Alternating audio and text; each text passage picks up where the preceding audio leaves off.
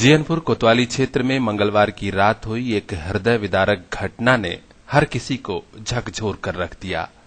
यहां घनी आबादी में खुले डिग्री कॉलेज की छत से होकर गुजरे हाईटेंशन तार की चपेट में आने से एक शिक्षिका और एक छात्रा की दर्दनाक मौत हो गई। इस घटना से पूरे इलाके में लोग हतप्रभ हैं।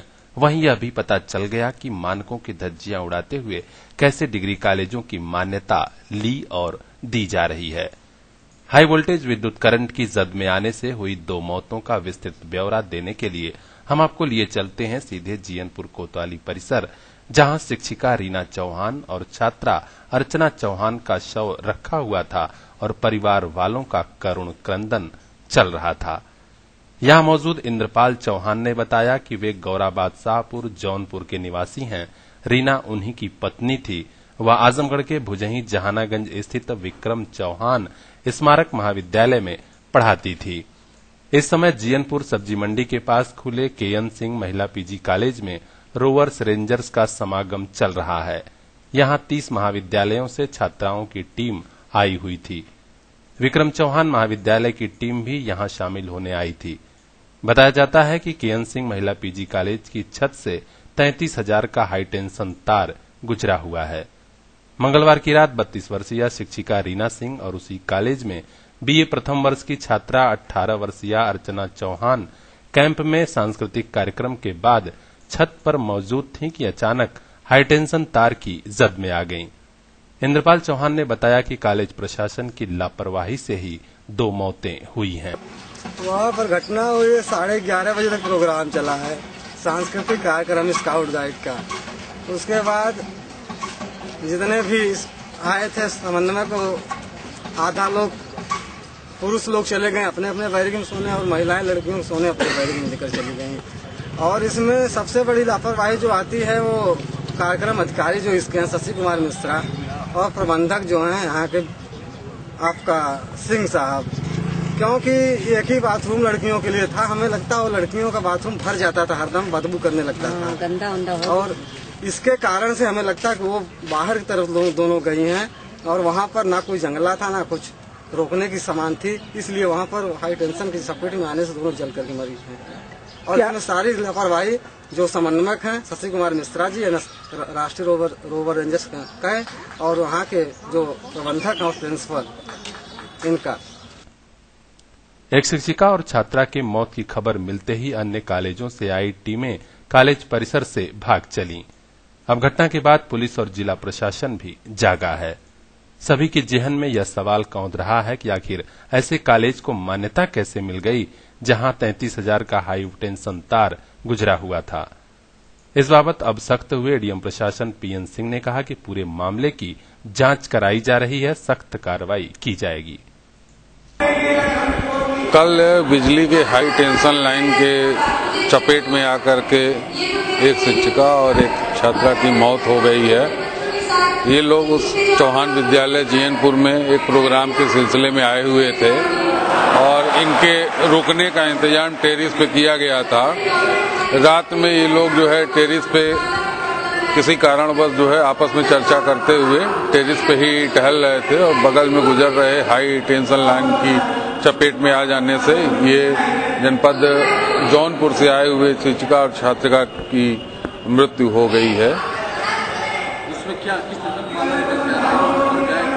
अभी इसकी जांच कराई जा रही है। जांच कराने पे जैसा ही संज्ञान में आया जाएगा उससे आप सभी लोगों को जो है अवगत कराया जाएगा। इस तरह की घटना घटी है इसको लेकर प्रशासन किस तरीके से देख रहा है, कहीं भी कोई कमियां या फिर हाई टेंशन का तार कहीं भी? हाँ, जांच में ये विषय भी रखा जाएगा जो आप लोगों ने उठाया है कि इस प्रकार के हाई टेंशन का तार जो है विद्यालय के इतने करीब से जा रहा है, उसके लिए क्या व्यवस्थाएं हुई हैं और ये कैसे हुआ है। इन सारे बिंदुओं को कवर किया जाएगा और उसमें जो भी दोषी हो गया उसके विरुद्ध कार्रवाई भी की जाएगी।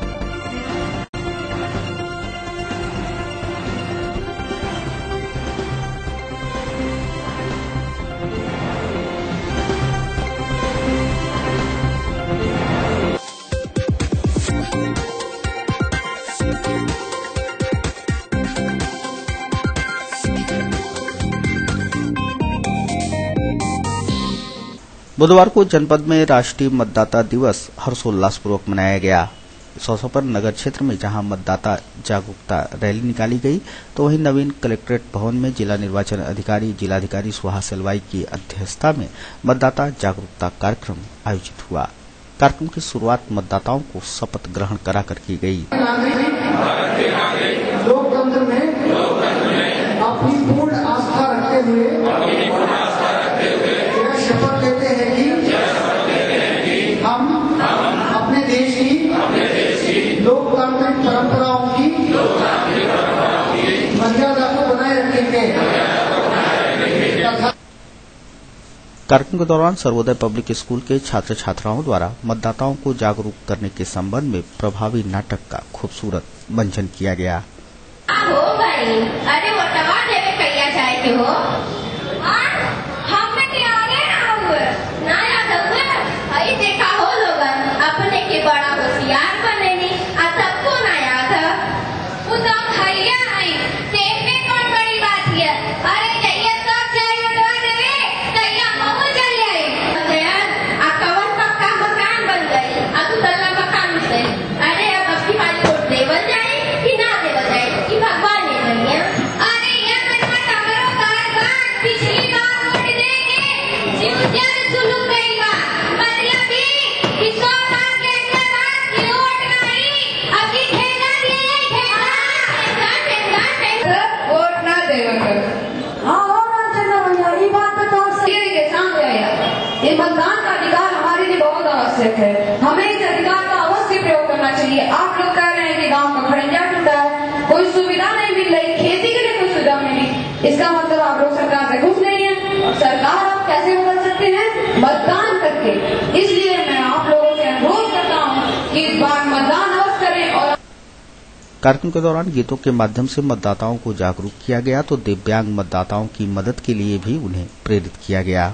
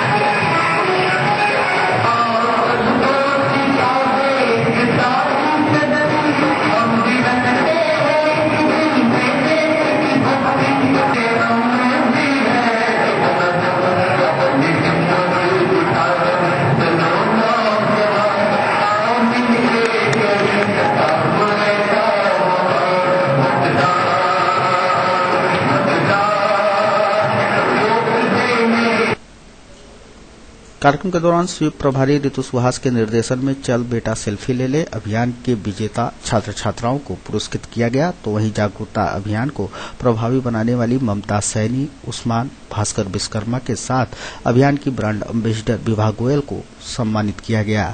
अभियान में विद्यालयों की सक्रिय भागीदारी को देखते हुए सर्वोदय पब्लिक स्कूल के प्रबंधक Rajendra Prasad Yadav, central public school के प्रबंधक अयाज अहमद खां, प्रतिभा निकेतन स्कूल के प्रबंधक रमाकांत वर्मा का सम्मान किया गया। कार्यक्रम के दौरान जिला निर्वाचन अधिकारी सुहास एलवाई ने मतदाताओं से अपील की कि वे 4 मार्च को जरूर मतदान करें और इस बार 80% मतदान के लक्ष्य के स्वप्न को जरूर साकार करें। भारत निर्वाचन आयोग के निर्देशानुसार सभी वोटर्स, सभी नागरिकों को शपथ दिलाई गई निर्धारित प्रारूप। उसके साथ ही साथ जहां बच्चों ने जागरूक किया, लोगों को मैं अनुरोध करता हूं, अपील करता हूं कि 4 मार्च को वोट डालने जरूर जाए। और आजमगढ़ में परंपरागत तौर पर वोटर परसेंटेज लगभग 55-60% रहा है। इस बार हम संकल्प लेंगे कि हम 80% तो मिनिमम करेंगे। जैसा सचिन तेंदुलकर के बैटिंग में जाते हैं तो वो सोचते हैं कि 100 रन बनाना है, इस बार आजमगढ़ को ये सोचना है, हमें 80% वोट करेंगे। यही मेरा अनुरोध है, सब घर से निकले और वोट डालें। स्वीप प्रभारी ऋतु सुहास ने भी लोकतंत्र के सबसे बड़े पर्व में बढ़ चढ़कर शिरकत करने और रिकॉर्ड वोटिंग करने की सभी से अपील की।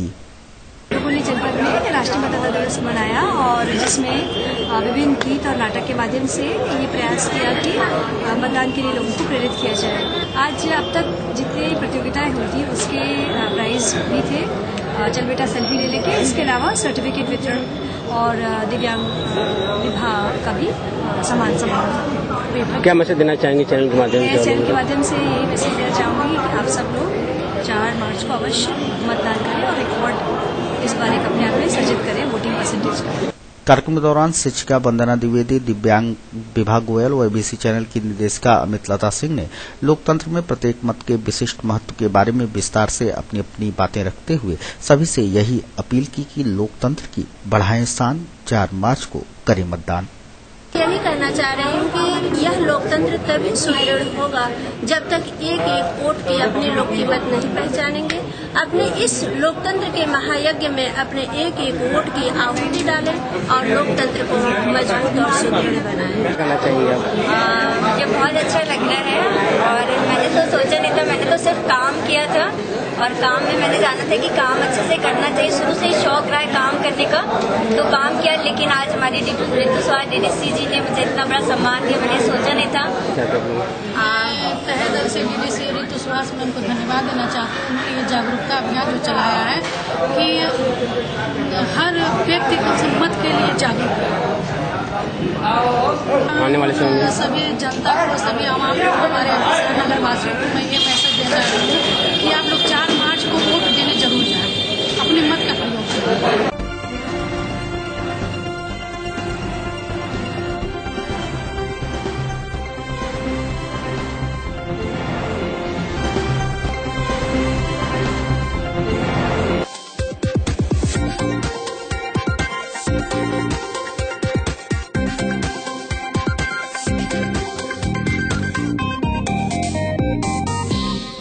सुपारी लेकर लोगों की हत्या करने वाले गिरोह के एक अपराधी को मुबारकपुर पुलिस ने गिरफ्तार कर लिया है। मनदीप यादव नाम का यह शातिर अपराधी चंदौली जनपद का निवासी बताया गया है। साथियों के साथ मिलकर इसने हाल ही में सठियाव क्षेत्र के मोहब्बतपुर स्थित ढाबे पर खड़े दिनेश यादव नाम के व्यक्ति को हत्या की नीयत से गोली मार दी थी। हालांकि दिनेश अभी जिंदा है, घायल अवस्था में उसका इलाज चल रहा था। इतना ही नहीं, दिनेश यादव के शक में ये बदमाश पूर्व में एक व्यक्ति की चंदौली में हत्या भी कर चुके हैं। सीओसिटी के नेतृत्व में मुबारकपुर पुलिस को मिली इस सफलता की जानकारी बुधवार को खुद पुलिस अधीक्षक आनंद कुलकर्णी ने मीडिया को दी। मुबारकपुर थाना जनपद आजमगढ़ में मोटरसाइकिल सवार जो है 3 अज्ञात बदमाशों के द्वारा दिनेश यादव नाम के एक व्यक्ति को जो है गोली मारी गई थी, जिसमें वो गंभीर रूप से घायल हुआ था। और उसी के समय भागते समय जब जनता ने उसको रोकने का प्रयास किया तो एक राजनाथ सिंह उर्फ मुन्ना सिंह, इनके ऊपर भी असले से फायर किया गया था, जिसमें वो भी गंभीर रूप से जो है घायल हुए थे।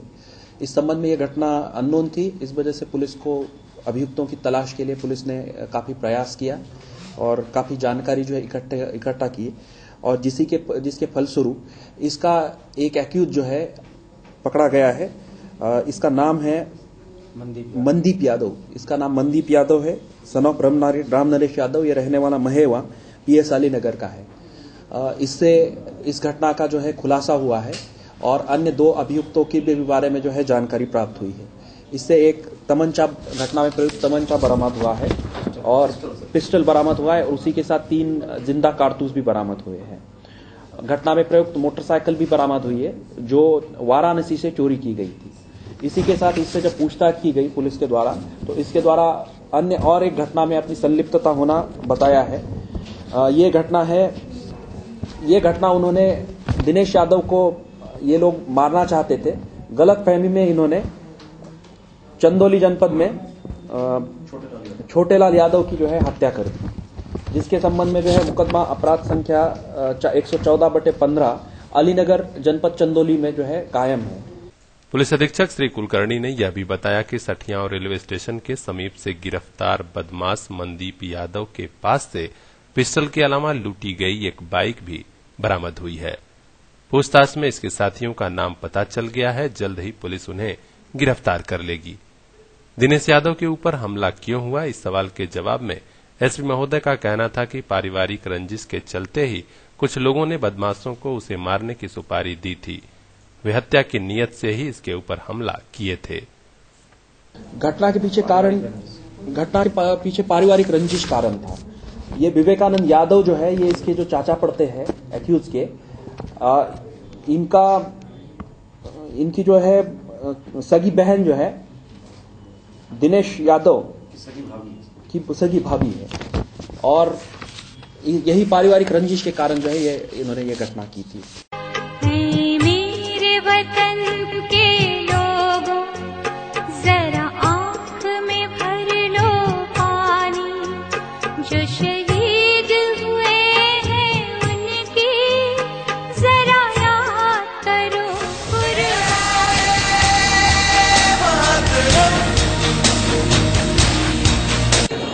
मैं आजमगढ़ के समस्त सम्मानित जनपद वासियों को गणतंत्र दिवस की बहुत बहुत शुभकामनाएं देना चाहता हूँ।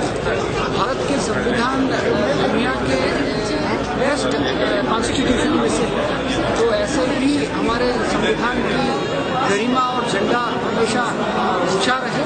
आने वाले दशकों में, सदियों में ऐसे ही संविधान हमारे समुदाय को, समाज को रोशन करते रहे, ये मेरे एम है।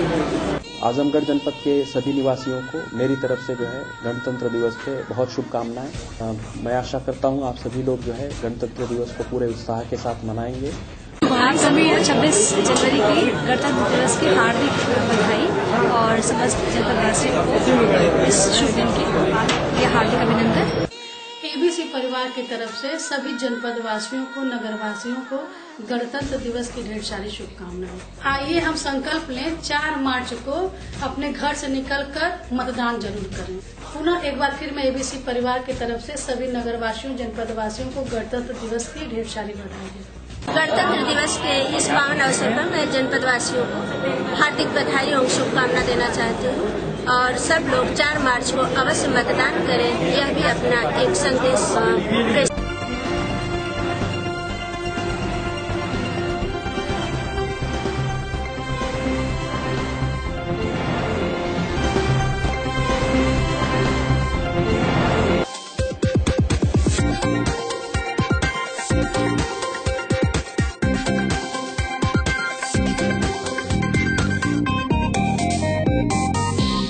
जनपद में विधानसभा चुनाव को सकुशल, निष्पक्ष, शांतिपूर्ण और पारदर्शी तरीके से संपन्न कराने के लिए प्रशासन ने जो रूट मैप तैयार किया है, बुधवार को जिला निर्वाचन अधिकारी सुहास एलवाई ने पूरी समग्रता के साथ उस पर प्रकाश डाला।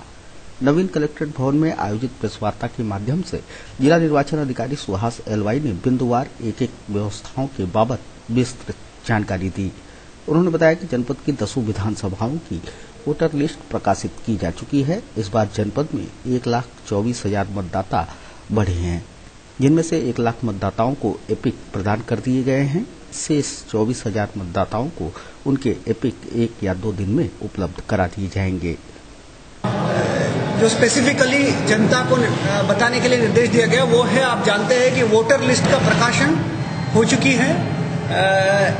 इसमें 1,24,000 वोटर हमारे जनपद में 10 विधानसभा में बढ़े हैं, और एपिक जो वोटर आईडी कार्ड है, लगभग 1 लाख वोटर आईडी कार्ड निर्वाचन आयोग द्वारा हमें प्राप्त हो चुकी है। जो बचे हुए जो 24,000 वोटर आईडी कार्ड भी हमें आजकल में ही प्राप्त हो जाएगी, उसका वितरण की कार्रवाई चल रही है। उन्होंने बताया कि फरवरी के द्वितीय या तृतीय सप्ताह में बीएलओ घर घर जाकर मतदाता पर्ची बांटेंगे। अब की बार मतदाताओं को अलग से वोटर गाइड भी प्रदान की जाएगी। फरवरी दूसरे और तीसरे सप्ताह में हर घर में बीएलओ जाके मतदाता पर्ची देंगे। इसके साथ इस बार पहली बार एक वोटर गाइड रहेगी, जो क्या मतदाताओं को बताएगी कि क्या करना है, क्या नहीं करना है। उन्होंने बताया कि भारत निर्वाचन आयोग ने मतदाताओं की सुविधा के लिए इस बार कुल 4 मोबाइल एंड्रॉयड ऐप तैयार किए हैं, जिससे मतदाताओं को काफी सहूलियतें होंगी। इस बार एक एम वोटर करके एंड्रॉयड एप्लीकेशन भारत निर्वाचन आयोग द्वारा लॉन्च की गई है, और प्रत्येक वोटर को अपने बूथ के बारे में, वोटर लिस्ट में अपने नाम के बारे में जानकारी प्राप्त करने के लिए तो वो अपना एंड्रॉयड मोबाइल में वो डाउनलोड करे, अपना नाम रजिस्टर करे, उससे सारे चीज़ उनको फिंगर टिप में जानकारी प्राप्त हो जाएगी कि उनको कहाँ जाना है, कैसे वोट डालना है। इसके साथ ही साथ इस बार एक और जो एप्लीकेशन है, मोबाइल एप्लीकेशन है, जो भारत निर्वाचन आयोग ने निर्देश दिया है जनता को बताने के लिए, बूथ डायरी, जिसमें प्रत्येक बूथ के संबंधित BLO हो, वहाँ के सुपरवाइजर हो, वहाँ के समस्त सूचनाएं, 51 बिंदु की सूचनाएं हैं, कुछ तो प्रशासन की मदद के लिए है, कुछ तो जनता के लिए है, तो वो भी उसका भी इस्तेमाल किया जा सकता है। और एक और 2 और एप्लीकेशन है जो पॉलिटिकल पार्टीज के लिए एक है और एक जनता के लिए है। समाधान, जैसे किसी के वोटर लिस्ट में नाम पता नहीं चल रहा है या कोई भी उनकी अगर शिकायतें हैं, वो ऑनलाइन समाधान एप्लीकेशन आप DO पोर्टल में, वेबसाइट में देख सकते हैं, उसमें अपनी शिकायतें दर्ज कर सकते हैं। और कुछ पॉलिटिकल पार्टीज ऑलरेडी यूज कर रही है, एप्लीकेशन का नाम है सुविधा के माध्यम से वो अपने हेलीकॉप्टर से लेके छोटी छोटी गाड़ी तक, सभा तक, जुलूस, जो भी परमिशन चाहिए तो परमिशन के लिए आवेदन वो कर रहे हैं। उन्होंने बताया कि इस बार सदर व मुबारकपुर विधानसभा में EVM के साथ साथ VVPAT मशीन का भी उपयोग किया जाएगा। आजमगढ़ में पर्याप्त कंट्रोल यूनिट और बैलेट यूनिट मिल गया है। अभी कल ही 200 कंट्रोल यूनिट हमारी कम थी, जौनपुर से हमें अलॉट हुई है, वो भी आ जाएगी।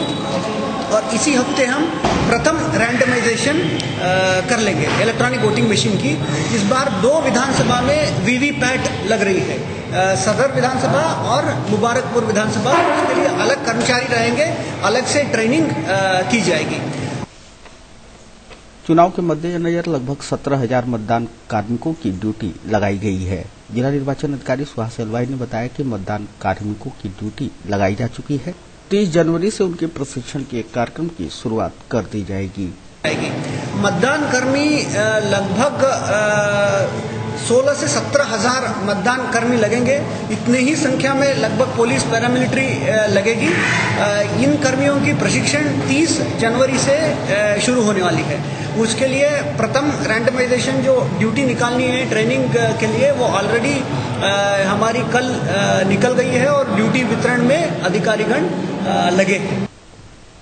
उन्होंने बताया कि आचार संहिता के अनुपालन के क्रम में जनपद में 90,000 से ज्यादा पोस्टर, बैनर्स और होर्डिंग्स हटाई गई हैं। 36 के खिलाफ FIR भी दर्ज हुई है।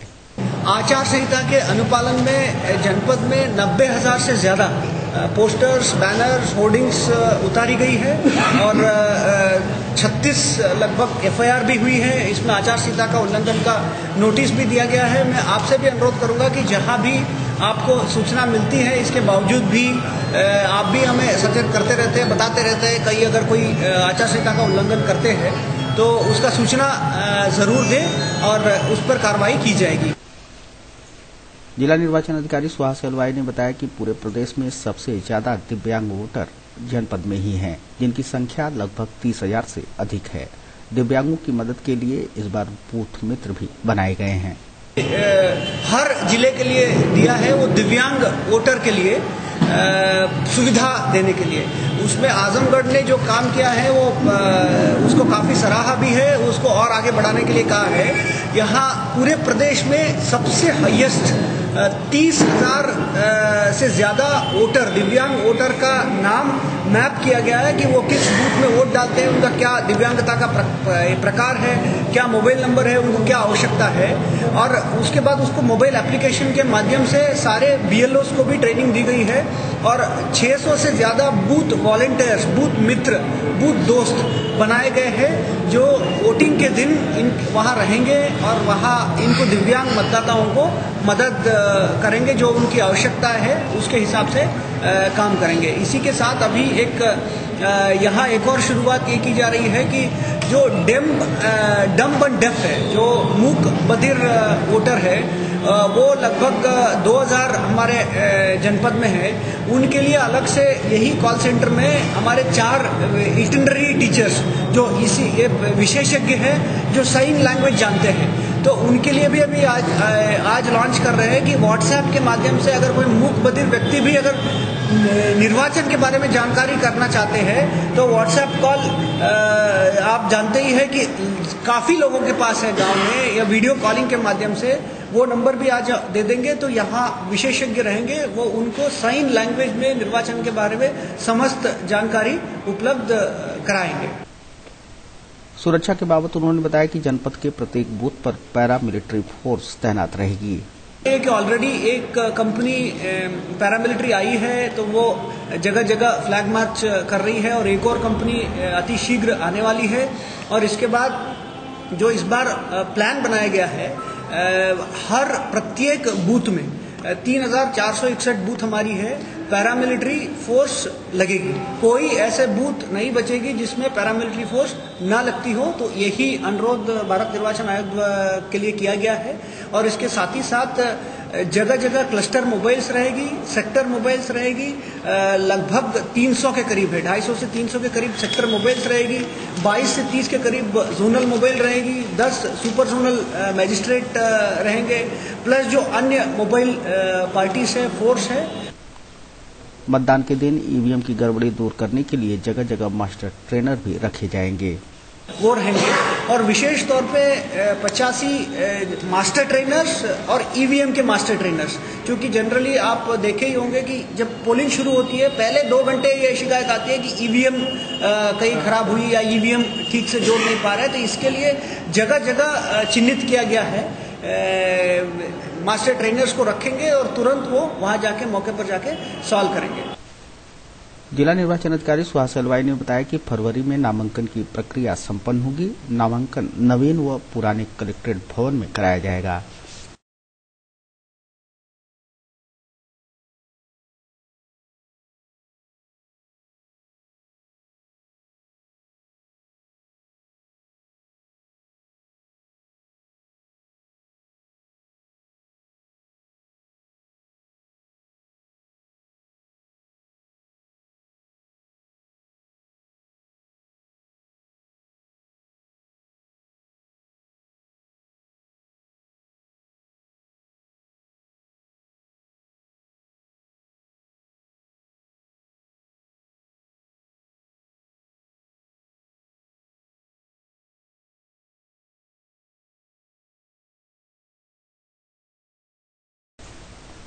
जिला निर्वाचन अधिकारी सुहास हलवाई ने बताया कि चुनाव के दौरान बड़े पैमाने पर वेबकास्टिंग की जाएगी। क्रिटिकल बूथों के साथ 400 बूथ निर्धारित किए गए हैं, जिनकी संख्या 600 तक भी बढ़ाई जाएगी।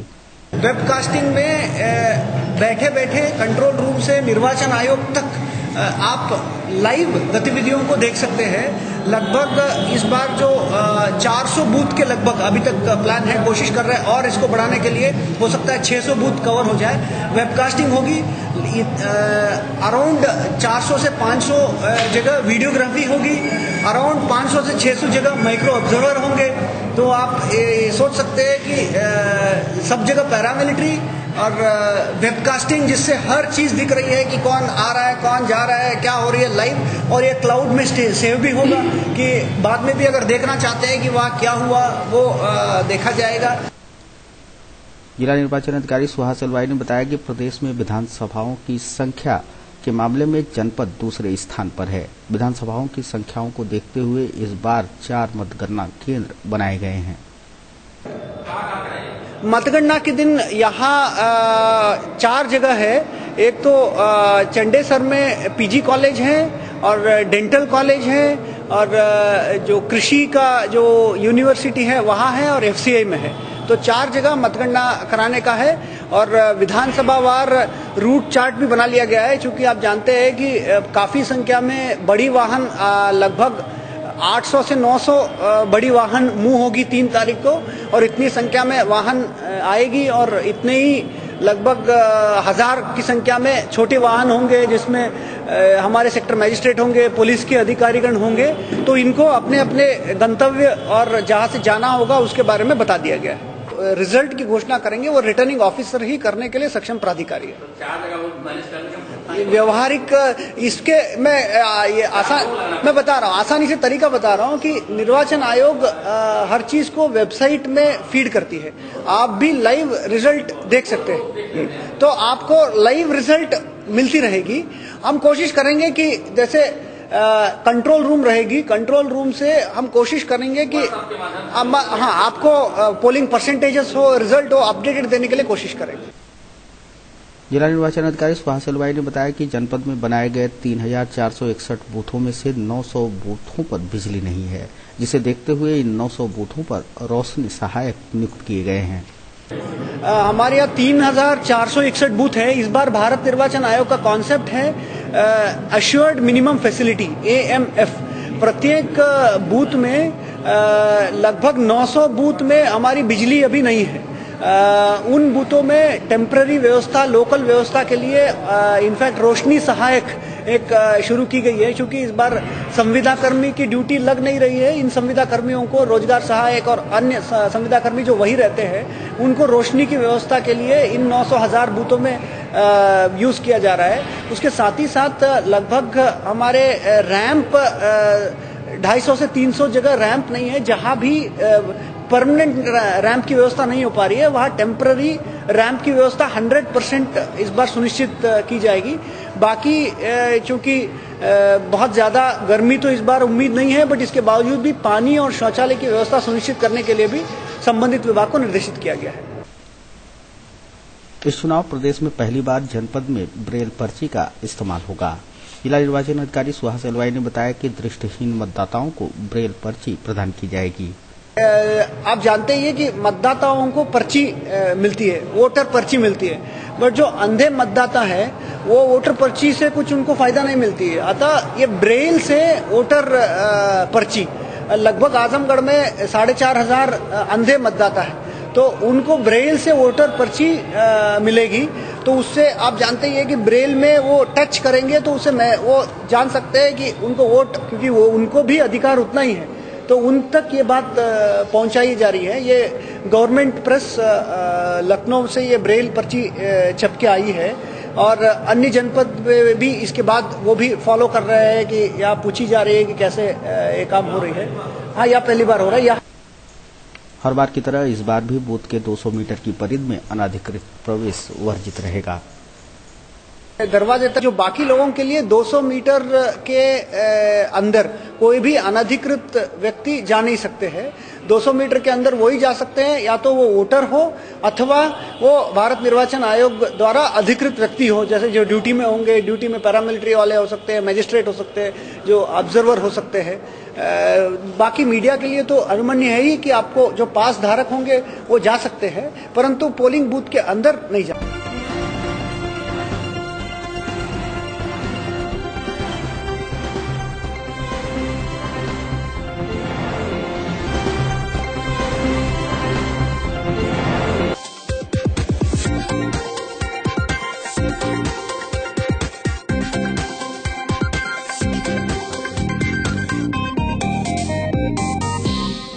विधानसभा चुनाव में टिकट बंटवारे के बाद घमासान तो करीब करीब सभी छोटे बड़े राजनीतिक दलों में बढ़ा है, लेकिन समाजवादी पार्टी में विरोध की रार कुछ ज्यादा ही चल रही है।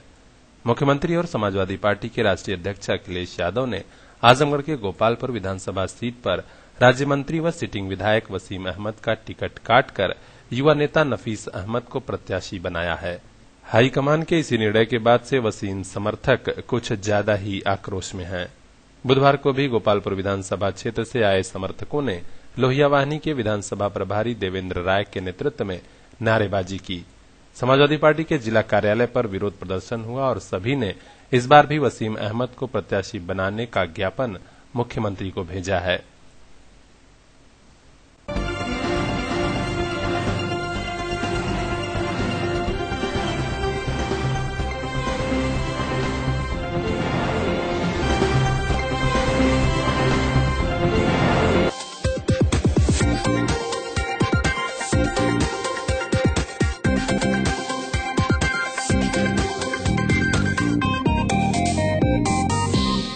वीर बहादुर सिंह पूर्वांचल छात्र संगठन के नवनिर्वाचित अध्यक्ष शम्स तबरेज का बुधवार को भव्य स्वागत व सम्मान हुआ। सिवली नेशनल पीजी कॉलेज पहुंचते ही छात्रों ने उन्हें फूल मालाओं से लादते हुए अपनी खुशी का इजहार किया। संगठन के नवनिर्वाचित जिलाध्यक्ष शम्स तबरेज ने कहा कि पूर्वांचल के सबसे बड़े छात्र संगठन की कमान सौंपे जाने से वह खुश हैं और अपने दायित्व के बढ़ जाने से वाकिफ भी। उन्होंने कहा कि वह छात्रों की आवाज बनने का हर संभव प्रयास करेंगे। वह पूरी निष्ठा व ईमानदारी के साथ अपने कर्तव्य का निर्वहन करेंगे। मुझे पूर्वांचल छात्र संगठन ने आजमगढ़ के जिले का जिलाध्यक्ष मुझे चयन किया है और मैं इस जिम्मेदारी को पूरी निष्ठा व ईमानदारी के साथ मैं इसको निभाऊंगा और जनपद के किसी भी महाविद्यालय या फिर कॉलेज या स्कूल के कोई सी भी छात्र छात्राओं को कोई भी अगर समस्या होती है तो मैं उसके समस्या के समाधान के लिए हमेशा प्रतिबद्ध रहूंगा। और मैं प्रदेश अध्यक्ष मिर्जा शान आलम बेग जी को मैं बहुत बहुत धन्यवाद देता हूं कि जिन्होंने मुझे इस योग्य समझा और मैं हमेशा ही सिवली कॉलेज से छात्र हितों की लड़ाई लड़ा हूं और आगे भी इसी के साथ मुझे और भी मजबूती और बल मिला है कि मुझे जिला अध्यक्ष आजमगढ़ का नियुक्त किया गया है और मैं इसे पूरे जिम्मेदारी के साथ इस पद को मैं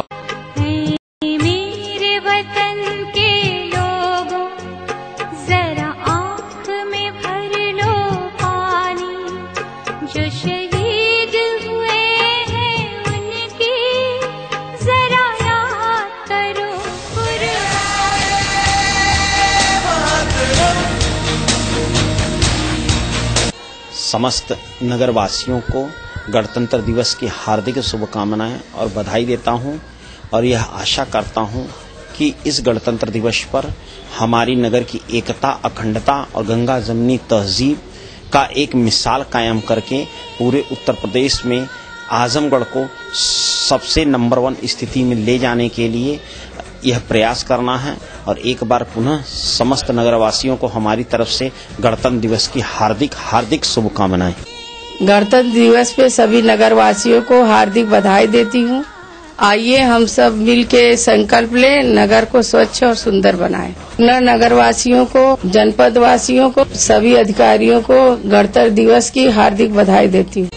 आप सभी को टाइनी टॉट्स परिवार की तरफ से गणतंत्र दिवस की हार्दिक शुभकामनाएं देता हूँ। आइए इस गणतंत्र दिवस हम सब मिलकर राष्ट्र के निर्माण में, स्वच्छ एवं स्वस्थ राष्ट्र के निर्माण में एक सहयोग करें। पुनः मैं टाइनी टॉट्स स्कूल की तरफ से सभी अभिभावकगण, बच्चे, टीचर्स सबको गणतंत्र दिवस की हार्दिक शुभकामनाएं देता हूँ। समस्त जनपद वासियों को भारतीय गणतंत्र की हार्दिक शुभकामनाएं इस आशय के साथ प्रेषित हैं कि एक बहुत बड़ा पर्व, राष्ट्रीय पर्व हम लोगों के सामने है। वो सामने चुनाव आसन्न है। मैं समस्त जनपद वासियों से अनुरोध करता हूं कि प्रत्येक व्यक्ति अपने मत का प्रयोग करे और मतदान अवश्य करे। इन्हीं शब्दों के साथ एक बार पुनः गणतंत्र दिवस की बधाई। 26 जनवरी गणतंत्र दिवस के अवसर पे हार्दिक अभिनंदन करते हैं, वंदन करते हैं और यह अपेक्षा करते हैं कि वह पूरा राष्ट्रभक्ति के जज्बे से ओतप्रोत होकर के देश सेवा में लगे रहें, समाज सेवा में लगे रहें, जनता की सेवा में लगे। हमारे वीर क्रांतिकारी देश की सेवा करते हुए, देश की रक्षा के लिए, देश को स्वतंत्र कराने के लिए अपने जीवन को न्यौछावर कर दिए। मैं ऐसे वीर सपूतों को भी नमन करता हूँ। मैं गणतंत्र दिवस की तमाम छात्र छात्राओं, गुरुजनों, कर्मचारियों एवं जनपद वासियों को तहे दिल से बधाई देता हूँ एवं शुभकामनाएं देता हूँ। गणतंत्र दिवस पर हम सभी जनपद वासियों को हार्दिक बधाई और शुभकामनाएं देते हैं। साथ में 1950 को जब हमारा संविधान बना था, इसी संबंध में हम लोग गणतंत्र दिवस मनाते हैं और सभी देशवासी एवं जनपद वासियों को हम इसको हर्षोल्लास के साथ मनाने के लिए झंडा तिरंगा लहराने के लिए आग्रह करते हैं और साथ ही बधाई।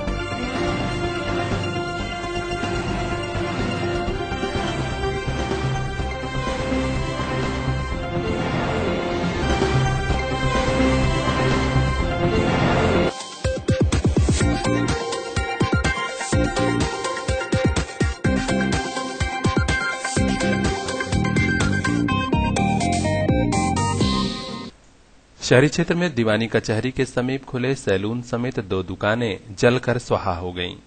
यह घटना मंगलवार की रात में हुई है। नाई की दुकान चला रहे मड़या जयरामपुर निवासी शंकर शर्मा ने बताया कि हम लोगों को सूचना तो मिली, लेकिन जब तक आए उसके पहले ही पूरी दुकान जल चुकी थी। बगल में स्थित पंचर बनाने की दुकान में भी आग से काफी क्षति हुई है।